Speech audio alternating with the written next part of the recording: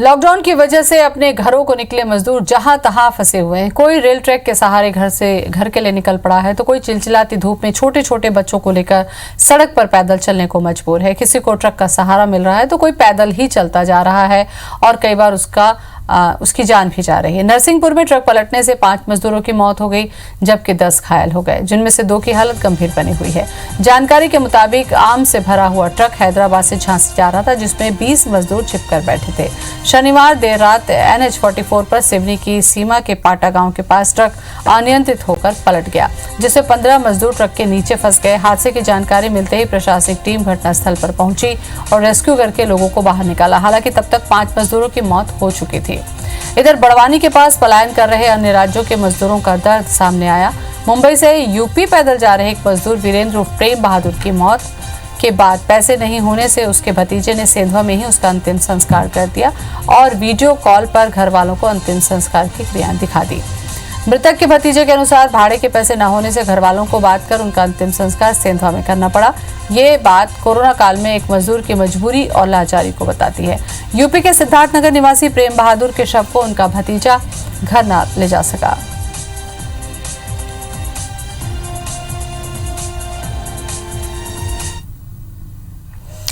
और इसी खबर पर ज्यादा जानकारी के लिए सीधे चलते हैं। हमारे संवाददाता हमारे साथ में जुड़ रहे हैं। भोपाल से हमारे साथ में नवीन जुड़ रहे हैं और जबलपुर से विजेंद्र हमारे साथ में जुड़ चुके हैं। सबसे पहले भोपाल का रुख करती हूँ। नवीन, अब श्रमिक ट्रेन चल चुकी है, कल से दूसरी ट्रेनें शुरू हो रही हैं। ऐसे में जो मजदूर घरों के लिए निकल पड़े हैं, उनके पास न तो कोई जानकारी है और न कोई विकल्प है।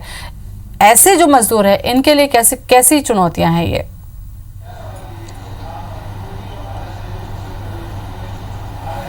देखिए ये जो मज़दूर हैं, ये दिहाड़ी मज़दूर हैं। रोज़ 100, 125, 150, 200 रुपये कमाने वाले लोग हैं और इनके पास ना मोबाइल होता है और सबसे खास बात कि ये अनपढ़ है। तो इनको कैसे सूचना मिलेगी, कैसे इनको जानकारी मिलेगी कि कौन सी ट्रेन कितने बजे रवाना हो रही है और बिहार के लिए कौन सी ट्रेन जानी है, यूपी के लिए कौन सी ट्रेन जानी है।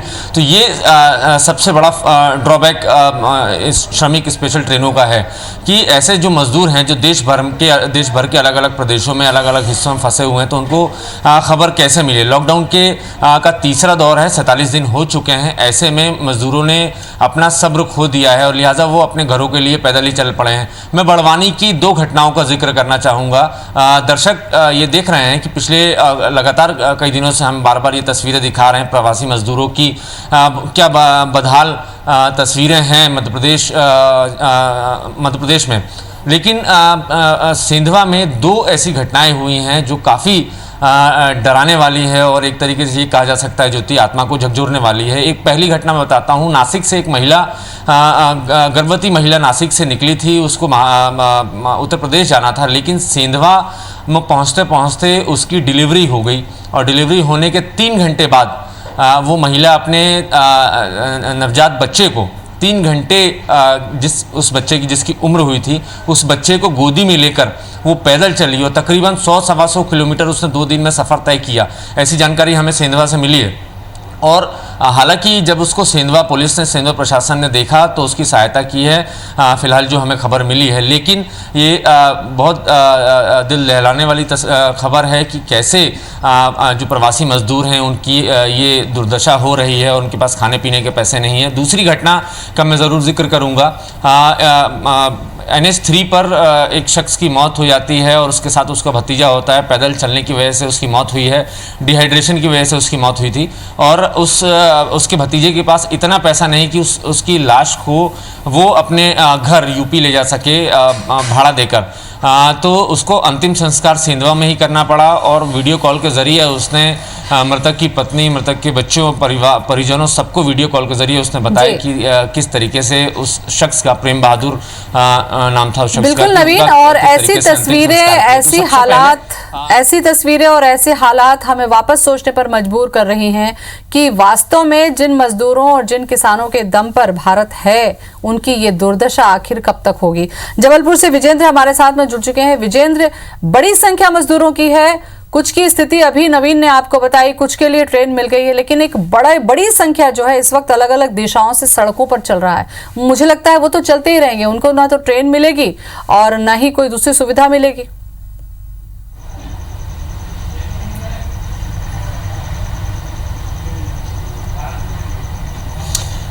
जी हाँ ज्योति, देखिए एक अंतहीन सफ़र समझ में आता है। कष्टों से भरा हुआ सफ़र है जो तमाम मजदूर देश भर की सड़कों पर तय कर रहे हैं। हालांकि सरकार ने श्रमिक एक्सप्रेस ट्रेन चलाई, लेकिन बहुत से मजदूर ऐसे हैं जिन्हें इनकी जानकारी नहीं मिली। सरकार की ओर से तमाम मजदूरों के खातों में आर्थिक सहायता देने की भी बात की गई, उन्हें राशन देने की भी बात की गई। लेकिन ज्योति, एक बड़ा सवाल उठता है कि आखिर ऐसे कितने लोग हैं जो शासकीय योजनाओं के तहत रजिस्टर्ड हैं, और उन तक कितने लोग ऐसे हैं जो कि पात्र हो पाते हैं सरकारी फाइलों में सरकार की तमाम मदद पाने के लिए।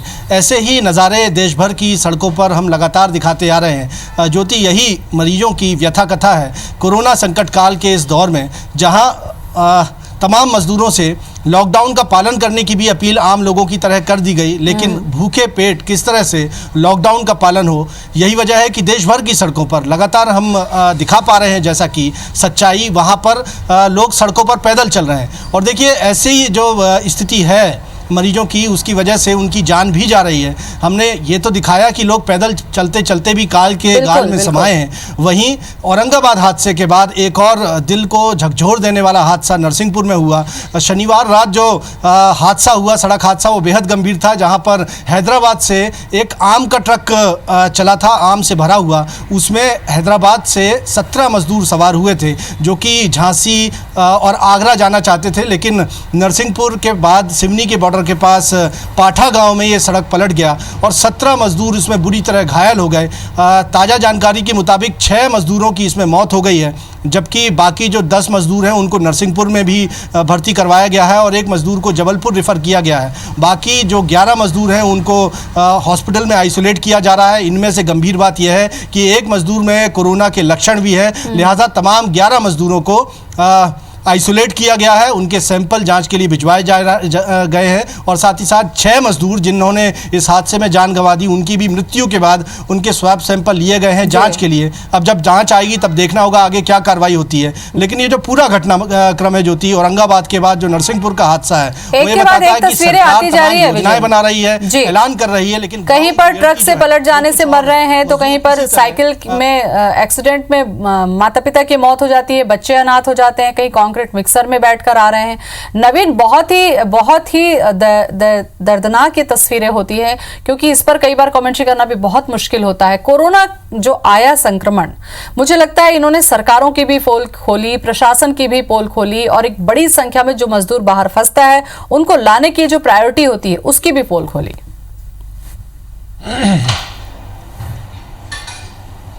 बिल्कुल ज्योति, जब कोरोना का संक्रमण चीन से शुरू हुआ और उसके बाद चीन के बाद उसने कई सारे देशों पर अटैक किया, उस वक्त हिंदुस्तान ये सोचता रहा कि हिंदुस्तान सुरक्षित है, लेकिन इस बारे में नहीं सोचा कि अगर कोरोना का संक्रमण हिंदुस्तान में फैलता है तो उसके क्या इंतजामात किए जाएं।